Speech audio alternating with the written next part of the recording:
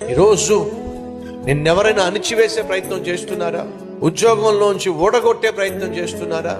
నీవు అనుభవించవలసిన దాన్ని అనుభవించకుండా చేసే ప్రయత్నం చేస్తున్నారా? అయితే దిగులు పడద్దు.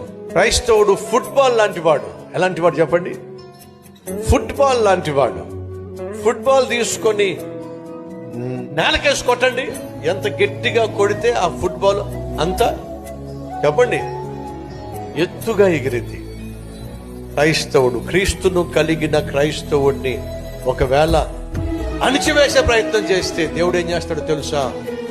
అంతకంటే ఎత్తుగా ఆ వ్యక్తిని పైకి తీసుకెళ్తాడు. ఒక నిమిషం ఆగండి. అదే ఆ బంతిలో గాలి లేకపోతే,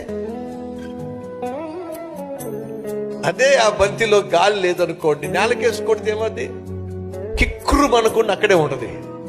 అంటే అర్థం ఏమిటాయా అంటే, నీలో క్రీస్తు అనే శక్తి ఉన్నట్లయితే నిన్ను ఒకవేళ నేలకేసి కొట్టి అణిచే ప్రయత్నం చేస్తే లోపల ఉన్న క్రీస్తు ఏం చేస్తాడో తెలుసా?